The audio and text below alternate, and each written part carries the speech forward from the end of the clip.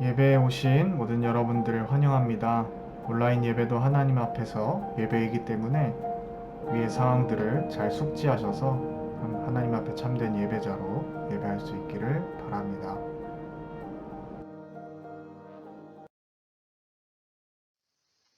지금부터 오순절후 21번째 주일 예배 하나님 앞에 올려드리도록 하겠습니다.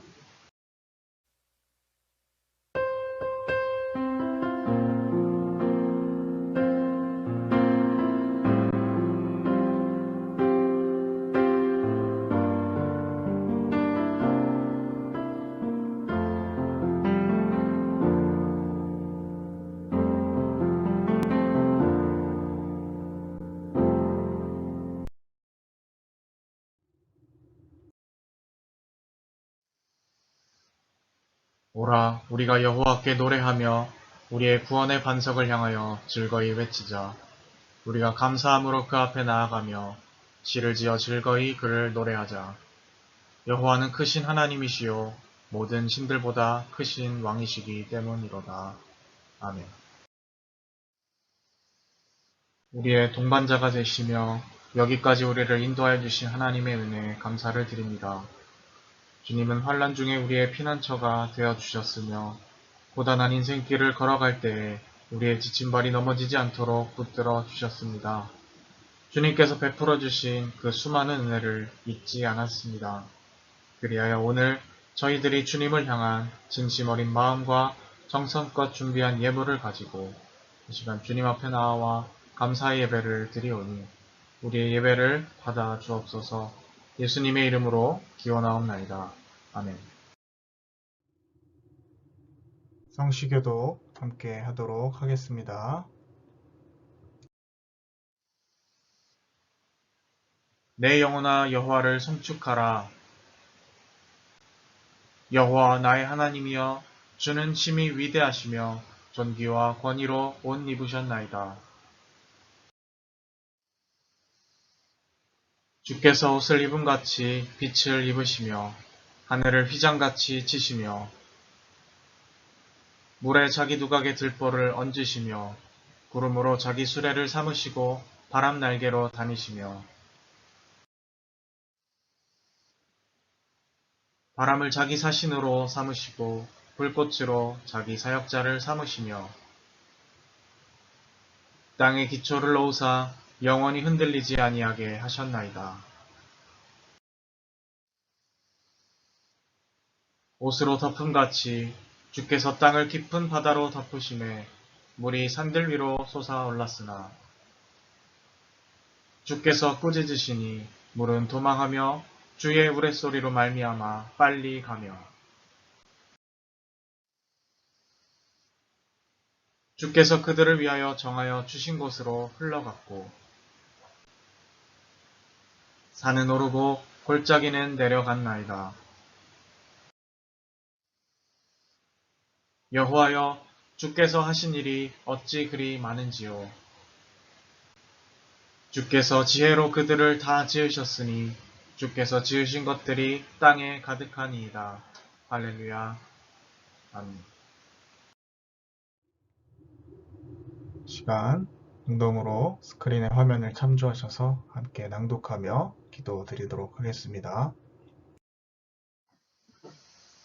자비로우신 하나님 아버지, 진실한 마음으로 주님을 따르지 않았던 저희들의 생활에는 공허함이 가득했습니다. 세상에 지식은 있으나 하나님을 섬기는 참 지혜는 없었고 육체의 자유는 있었으나 보람 있는 열매를 맺지 못하였고 물질은 있었으나 참된 만족은 없었습니다. 믿음은 있었으나 행함은 없었고 기도는 있었으나 응답은 없었고 아픔과 고통은 있었으나 눈물은 말라버린 메마른 삶을 살았습니다. 주님, 우리의 어리석음을 용서하여 주옵소서. 메마른 대지를 적시는 비와 같이 풀잎에 내리는 아침 이슬과 같이 주님의 사랑과 은혜로 우리의 영혼을 적셔 주옵소서. 주님의 은혜를 사모하며 회개하는 모두에게 참된 지혜와 신앙의 열매와 기도의 응답을 주옵소서. 예수님의 이름으로 이 고백의 기도를 드립니다. 아멘. 이 시간 한 주간을 돌아보며 참여하는 기도 하나님 앞에 올려드리도록 하겠습니다.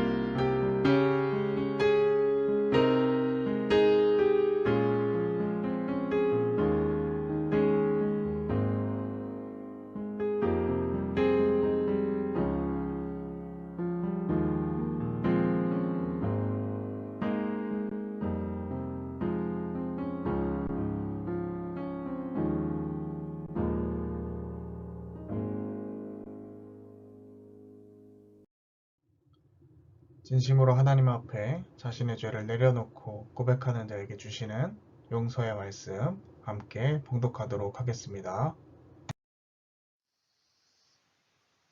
악인이 만일 그가 행한 모든 죄에서 돌이켜 떠나 내 모든 율례를 지키고 정의와 공의를 행하면 반드시 살고 죽지 아니할 것이라.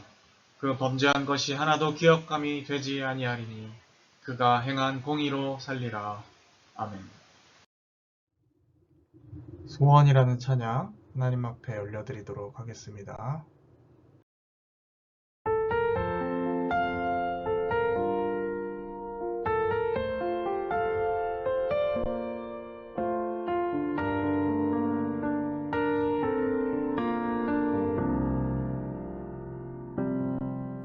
주님 내가 주의 장막을 사모합니다. 오직 주의 임재를 갈망합니다. 주의 집에서의 하루가 다른 곳의 첫날보다 좋으니 주 사랑 안에 머물러 사랑 노래합니다. 주님 내가 주의 장막을 사모합니다. 오직 주의 임재를 갈망합니다. 주의 집에서의 하루가 다른 곳의 첫날보다 좋으니 주 사랑 안에 머물러 사랑 노래합니다.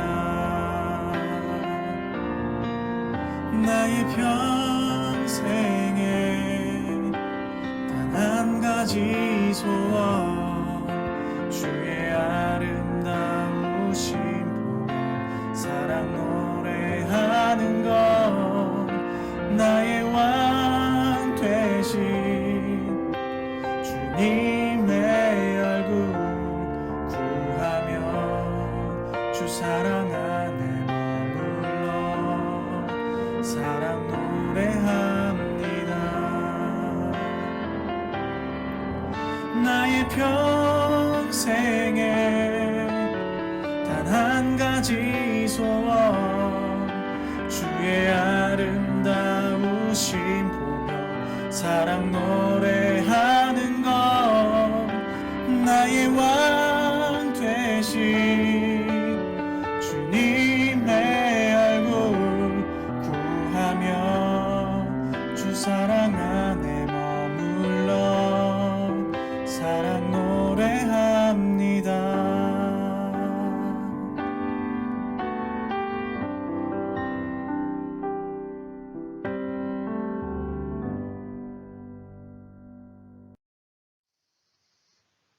오늘 하나님께서 우리에게 주신 말씀은 마가복음 10장 17절에서부터 31절까지의 말씀입니다.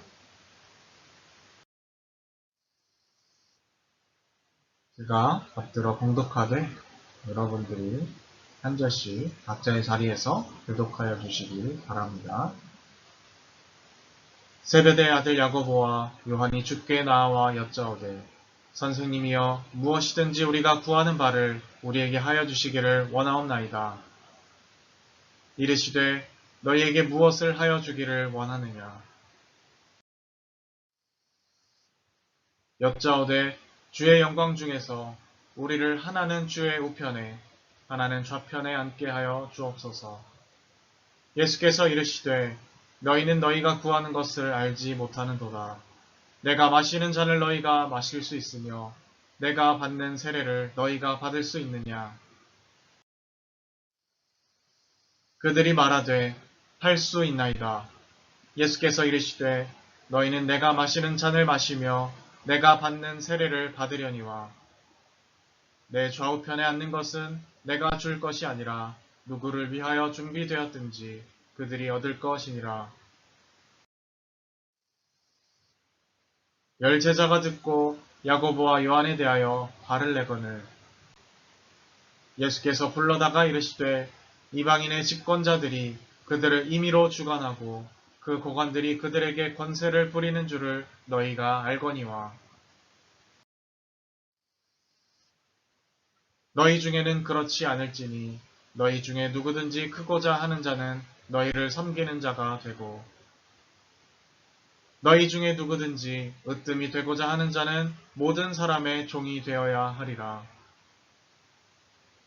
인자가 온 것은 섬김을 받으려 함이 아니라 도리어 섬기려 하고 자기 목숨을 많은 사람의 대속물로 주려 함이니라.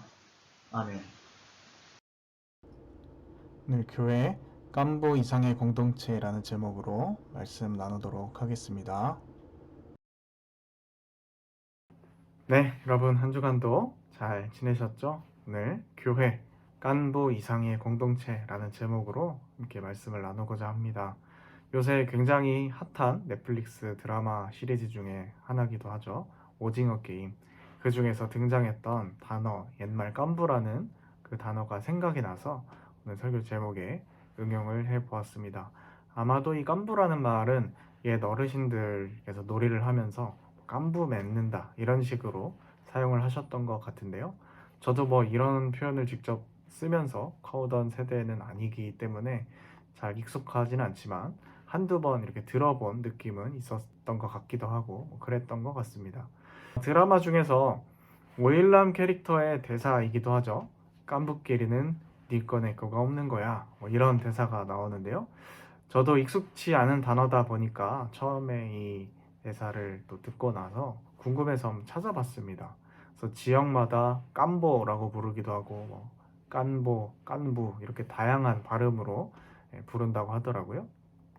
어원에 대한 썰도 몇 가지 있었는데 제가 찾아본 것 중에 몇 가지를 소개해드리면 먼저 이 미군 기지에서 미군들이 소규모 밴드 그룹원들을 가리켜서 콤보라고 불렀는데 이게 와전되어서 깐보, 깐부 이런 식으로 우리나라식의 발음에 맞게 더 친근하게 변형되었다라고 보는 설도 있고요. 두 번째는 이 관포지교라는 고사성어에서 유래했다라고 보기도 하더라고요. 그래서 관포지교가 관중과 포숙이라는 중국에 둘도 없는 그 친구 사이를 가리키는 그런 사자성어였는데 아이들이 이제 고사성어, 사자성어 이런 거 잘 모르니까 관포 같은 사이를 관포, 깐보, 깐부 이런 식으로 부르곤 했다라는 것이죠. 아무튼 실제로 사용될 때 이 깐부라는 말은 놀이를 할 때 일시적으로 맺는 일종의 동맹 같은 의미로 많이 사용되었다고는 합니다. 혹은 뭐 친구 이런 의미로 쓰였다고 하죠. 그러면 이제 교회가 어째서 깐부 이상의 공동체이고 그래야만 하는지 말씀을 통해서 함께 우리가 확인하고 또 살펴보고자 합니다. 오늘 말씀은 가장 먼저 야고보와 요한이 예수님께 청탁을 하는 장면으로 시작이 되죠. 주의 영광 중에서 하나는 우편에 하나는 좌편에 앉게 해 주십시오. 이것이 그들이 예수님께 했던 청탁의 내용이었습니다. 그래서 그들은 예수님께서 메시아됨, 예수님의 이 메시아됨을 아직도 오해하고 있는 것이죠. 그래서 예수님께서 권력의 자리에 등극하시게 될 때 우리가 영의정과 좌의정을 맡고 싶습니다 라는 어떤 일종의 야욕을 드러내게 된 것입니다. 그래서 주의 영광 중에서 하나는 우편에 하나는 좌편에 앉게 하여 주십시오 라고 이야기한 것이죠. 자, 그들이 생각하는 주의 영광이라는 것은 무엇입니까? 높은 자리에 오르는 것이었습니다. 예수님께서는 그러한 그들에게 너희는 지금 나에게 구하고 있는 이것을 알지 못한다라고 답변하고 계세요. 왜냐하면 예수님에게 있어서 영광이라는 것은 바로 십자가 죽음이었기 때문이죠. 내가 마시는 잔과 세례를 받을 수 있냐라고 예수님께서 질문을 하실 때 그들은 패기 있게 그렇다라고 대답을 하긴 하지만요. 사실 이 예수님의 잔과 세례는 십자가 고난과 죽음을 의미하는 것이었습니다. 그들은 여전히 이게 뭔지도 모르고 할 수 있다, 그렇다라고 대답을 한 것뿐이죠. 그리고 예수님께서는 이것을 내가 주는 것이 아니라 누구를 위하여 준비되었던 그들이 얻을 것이다 라고 말씀을 하셨습니다. 예수님과 제자 사이에 이 좌우편 자리에 대한 이해가 굉장히 차이가 나는데요. 결국 이 좌우편 자리를 누가 차지하게 됩니까? 우리는 다 알고 있지만 예수님께서 십자가에 달려 돌아가실 때 함께 십자가형을 당했던 강도들, 좌우편에 있던 사람들이었죠. 결국엔 영광의 자리의 좌우편은 그들의 차지였던 것이죠. 예수님께서 바라보시는 영광의 자리는 인류 구원을 위해서 자신의 목숨을 아낌없이 내어주는 그 자리, 십자가였던 것입니다. 아마 만약에 예수님께서 빙긋 웃으시면서 제자들의 요청에 그래, 좌우편 너희가 해라 라고 했다고 한다면 이들은 아마 사기당했다라고 생각할지도 모르겠어요.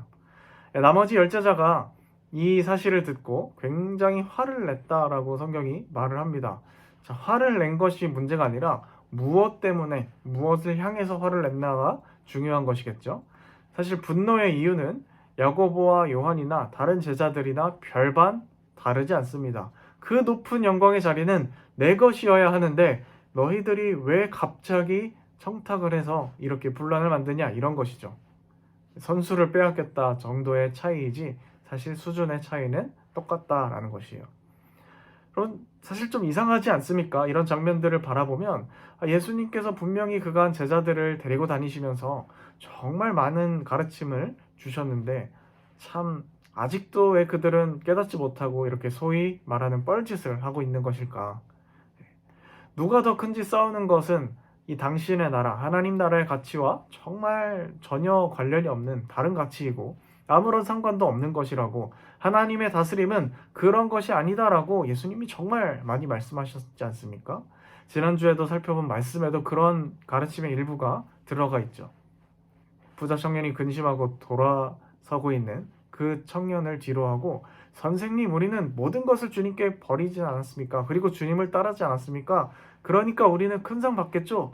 라는 뉘앙스로 묻고 있는 이 베드로에게 그러나 먼저 된 자가 나중되고 나중된 자가 먼저 되는 일들이 많이 있을 것이다 라고 말씀하셨던 예수님의 이야기를 여러분들 기억하고 계실 겁니다. 그런데도 불구하고 여전히 이들은 그 나라를 누리고 다스리는 권력으로 착각하고 있는 것이죠. 자, 왜 이렇게 제자들은 예수님의 말씀을 이해하고 받아들이지 못할까요? 가방끈이 짧아서 예수님의 말씀을 지적으로 이해하지 못했기 때문에 저는 그 이유는 아닐 것이라고 봅니다. 왜냐면 말씀에도 나오는 것처럼 예수님의 가르침은 정말 쉽고 일상 속에서 사용할 수 있는 비유들로 충분히 누구나 알아들을 수 있는 정말 친숙한 농기구나 단어나 길거리에서 바라볼 수 있는 들풀이나 이런 일상적인 소재로 아주 쉽게 풀어서 말씀을 해주셨기 때문이죠.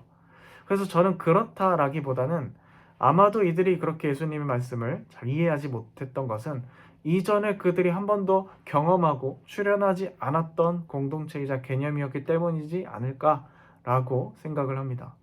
사실 이 하나님의 나라 원리는 성경이 처음부터 끝까지 가르칠 때 사랑의 원리로 다스리는 나라였고 공동체였습니다.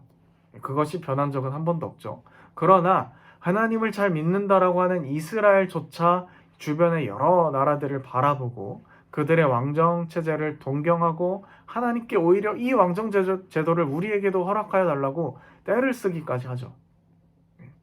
물론 하나님께서 허락하여 주신 이 왕의 개념 그리고 나라의 개념도 단순히 다른 국가들과 똑같이 많은 것을 다스리고 권력으로서 누리는 어떤 통치자의 개념이 아니라 하나님을 대리하여서 이 땅의 공의와 정의가 펼쳐지도록 관리하는 일종의 청지기의 역할이었고 나라의 존재의 목적도 하나님의 뜻을 온 세계 가운데 펼치는 것 그것이 목적이었지만 인간이기 때문에 결국 주변 나라들의 이 패권적인 군주의 모습 그런 나라들의 모습을 닮아가곤 했습니다. 결국 예수님께서 말씀을 가르쳐 주시긴 했으나 주변의 환경과 또 그간 살아왔던 모든 삶의 모습들이 매우 강하게 관성처럼 자리 잡고 있기 때문에 그것이 잘 바뀌어지지 않았다라는 것이 아마도 이들이 잘 예수님의 말씀을 이해하지 못했던 결정적인 이유라고 할 수가 있을 것 같네요.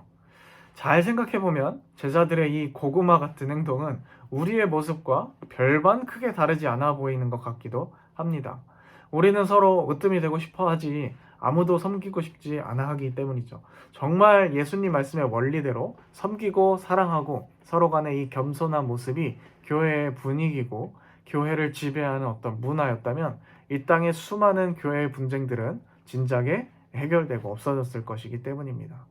그래서 오늘 주님께서도 이 제자들을 불러 모으시고 그들을 둘러싼 환경에 대해서 먼저 다루고 말씀하고 계신 것이죠. 42절의 말씀입니다. 42절에 이렇게 기록되어 있죠.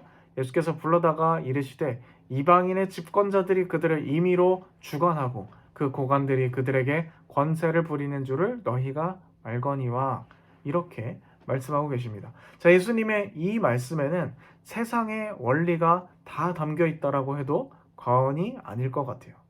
이방인들의 집권자들이 임의로 주관하고 권세를 부리는 줄을 너희도 알지 않느냐. 자, 여기서 말하는 이방인들은 로마 제국을 가리키는 것이죠. 그들이 너희를 폭력으로 짓밟고 권력을 행사하는 것을 너희도 잘 알지 않느냐. 너희가 계속 그것을 지금도 당하고 있지 않느냐. 그러면 사실 로마 제국만 그렇겠습니까? 로마만 이런 방식으로 살아왔던 것은 아니죠.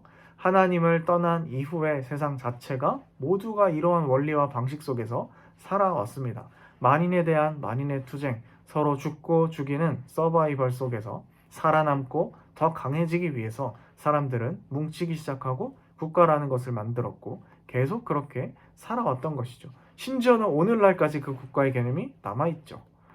단지 이 로마는 그중 살아남은 국가들 중에 가장 체계를 잘 갖추고 잘 살아남은 그 당시의 우두머리 국가들 중 하나였을 뿐인 겁니다. 이스라엘 백성들이 바라는 독립은 단지 그 로마 제국으로부터 자유를 얻고 그 로마 황제의 자리에 자신들이 등극하는 것이었을 따름이라는 거죠. 그러니 하나님 나라가 단순히 크리스천들이 권력을 누리고 세상을 경영하는 나라라고 생각해서는 안 된다라는 거예요. 그것은 정말 잘못 생각하고 있는 거예요. 예수님께서 말씀하시는 이 가르침은 힘의 논리로 지배하고 누리는 것이 아니라 사랑과 섬김으로 낮아지는 것이라는 겁니다.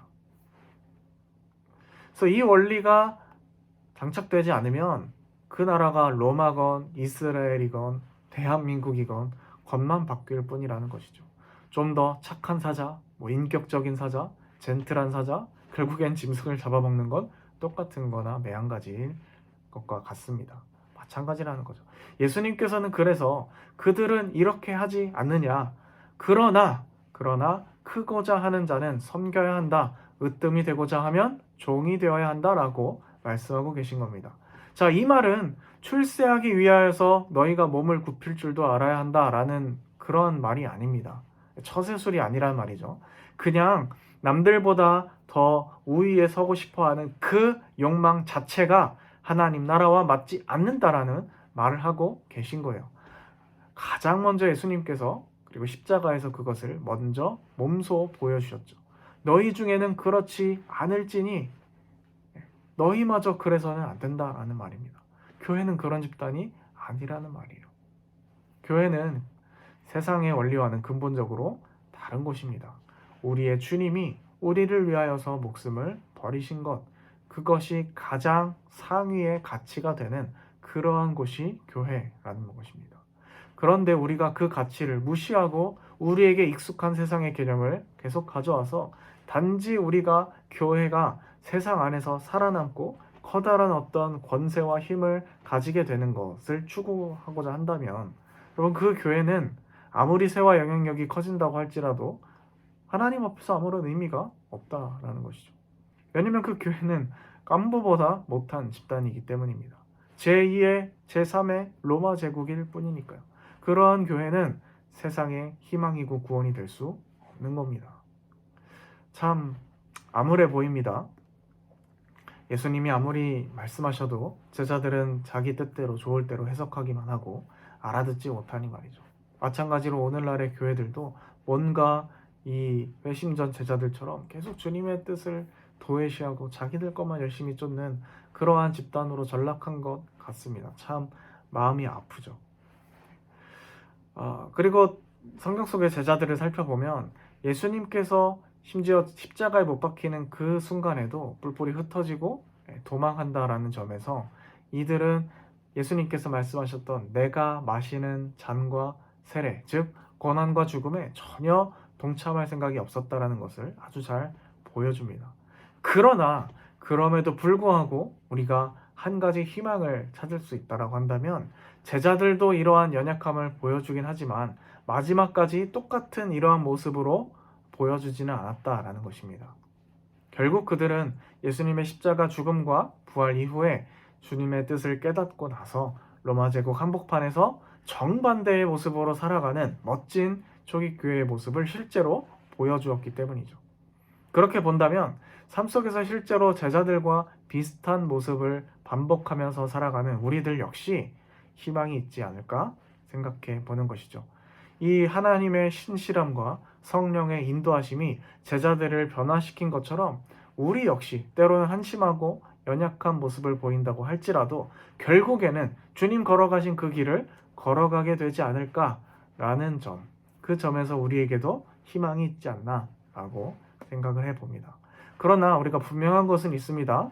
예수님의 제자들 중에서도 배신자가 나왔고 저기 교회에도 문제가 많았던 집단이 분명히 있는 것처럼 우리가 어떤 집단에 혹은 공동체에 소속되었다라고 해서 자동으로 교회가 되고 그러한 모습으로 성장하고 발전하는 것은 아니다라는 것이죠. 결국 우리는 주님의 말씀과 기록을 끊임없이 기억하면서 넘어지더라도 실수하더라도 될 때까지 계속해서 도전하는 공동체가 되어야만 할 것입니다. 그때에 우리가 하나님의 인도하심과 다스림 속에서 정말 멋진 모습의 제자들처럼 변화되게 될 줄로 믿습니다. 여러분 참 깐부는 좋은 뜻입니다. 어머니야 어쨌건 둘도 없는 친구, 절친이라는 의미로도 쓰이고 노래할 때 맺는 동맹이라는 의미로도 쓰이니까요. 그러나 역시 깐부는 실제로 사용되어질 때는 놀이나 어떤 특정한 상황에서 목적을 두고 맺는 일시적인 관계로 더 많이 쓰였다라는 점에서 한계를 가지고 있는 말입니다. 그런 점에서 생각해 볼 때 교회 공동체는 당연히 깐부 이상의 집단이 되어야 하는 것이죠. 교회의 존재 위기에 대해서 걱정하는 그러한 시대를 우리가 살아가고 있습니다. 안 그래도 시대의 흐름에 따라서 무정교회 그러한 흐름을 타고 가면서 교회 인구 역시 줄어들고 있는데 코로나19라는 상황까지 겹쳐서 더더욱 어려운 상황이라고 다들 이야기하곤 합니다. 그러나 우리가 정말 교회의 어떤 존립 또 살아남는 것 이것도 물론 걱정해야겠지만 그 전에 정말 더 중요한 거 우리 안에 진정한 교회됨이 있는가 이것부터 살펴보고 또 돌아봐야 하지는 않을까요? 회심 전 제자들과 여전히 똑같은 마음으로 어떤 이 조직, 이 세력의 덩이를 아무리 많이 키워봤자 그리고 살아남아봤자 세상에서 아무런 영향을 끼칠 수가 없기 때문이죠. 마치 오징어 게임 안에서 기도하면서 사람 이렇게 밀쳐서 죽이고 주님 감사합니다. 주님 저를 살려주셔서 감사합니다. 라고 말하는 그런 사람과 같은 꼴이 될 수도 있다라는 것입니다. 살아남음을 넘어서서 정말로 우리가 교회의 교회됨이 실현될 때 하나님께서 스펙에 상관없이 우리의 어떤 사이즈, 크기에 상관없이 교회를 통하여서 일하시게 될 줄로 믿습니다. 내 안에 섬김과 나눔이 내면화되어서 다른 사람을 사랑하는 것, 섬기는 것, 그리고 교회가 그러한 공동체로서 서로 교제하는 것, 그리고 더불어 같이 살아가는 것, 바로 이것이 주님께서 이 시대에 우리 교회들에게 원하시고 또 요구하는 것일 줄을 믿습니다. 기도하겠습니다. 하나님 아버지, 오늘 제자들의 분쟁과 예수님의 가르침을 통하여서 다시금 교회의 교회됨에 대해서 생각해 봅니다. 이 시대의 교회의 존립에 대해서 걱정하고 우려하는 이 시대 가운데서 먼저 우리가 교회로서 살고 기능하고 있는가, 우리는 그러한 모습으로서 살아가고 있는가를 살펴봅니다. 저희 안에 부끄럽고 연약한 모습이 너무 많이 있습니다. 하나님, 다시 한번 우리의 연약함을 불쌍히 여겨주시고 저희가 다시 한번 정말 진정한 주님의 제자들로서 서로 사랑하고 섬기며 높고 낮음을 따지기 전에 먼저 희생하고 낮아지고 자기를 부인하고 섬길 줄 아는 그러한 주님의 가르침이 내면화되고 일상화된 삶을 살 수 있도록 이끌어 주옵소서. 주의 성령님 함께하여 주시고 저희들 가르쳐 주시기를 원합니다.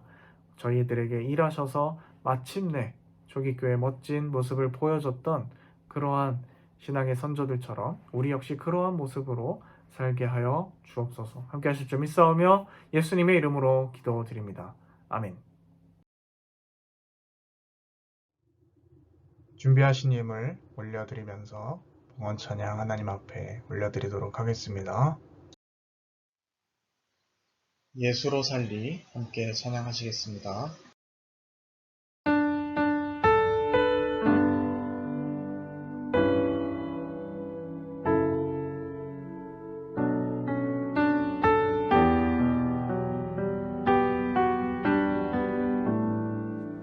계절은 흐르고 꽃은 피고 저도 시들지 않은 생명이 있네. 바랄 수 없었던 죄인인 나에게 생명의 주님 자신을 주셨네.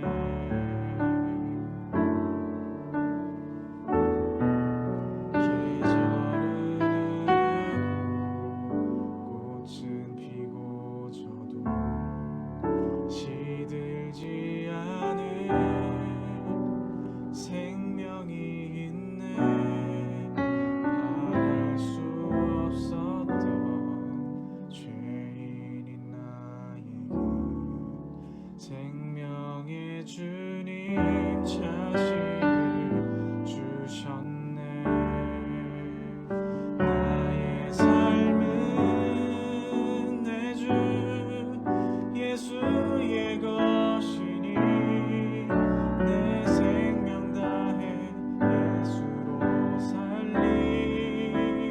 내 모든 건 내 주 예수의 것이니 내 전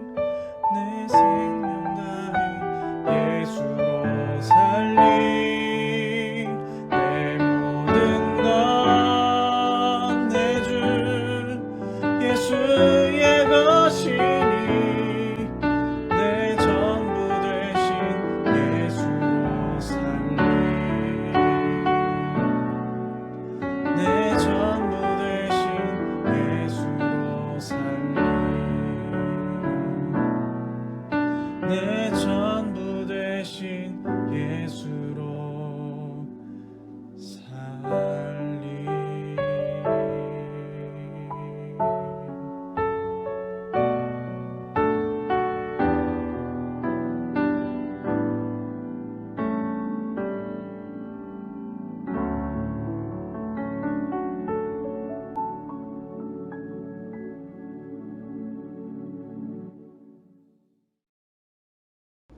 드려진 예물 위해서 기도하시겠습니다.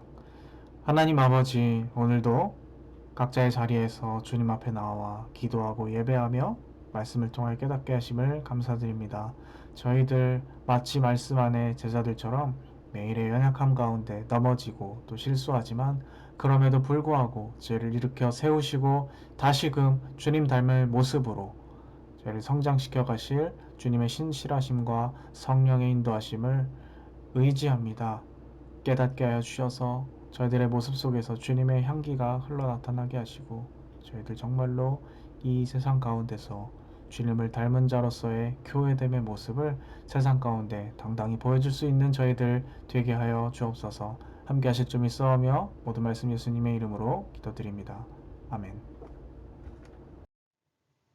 네, 교회 소식 전달 드리도록 하겠습니다. 네, 교회 소식입니다.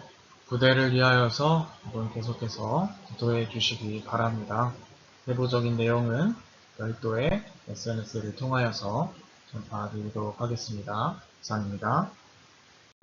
축도로 예배 마치겠습니다. 지금은 우리 구주 예수 그리스도의 은혜와 하나님 아버지의 극진하신 사랑하심과 성령의 인도 역사 충만케 하심이 오늘 함께 말씀을 듣고 진정한 교회로서 서로 사랑하고 섬기며 높고 낮음을 따지는 것이 아니라 먼저 사랑하고 희생하고 낮아지고 섬기기를 마음속에 다짐하는 주님의 백성들 머리 위에 지금으로부터 영원까지 함께 하시기를 축원하옵나이다. 아멘. 네, 이번 한 주간도 우리 진정한 친구 되시는 우리 주님과 함께 더불어 함께 멋지게 승리하시기를 바랍니다.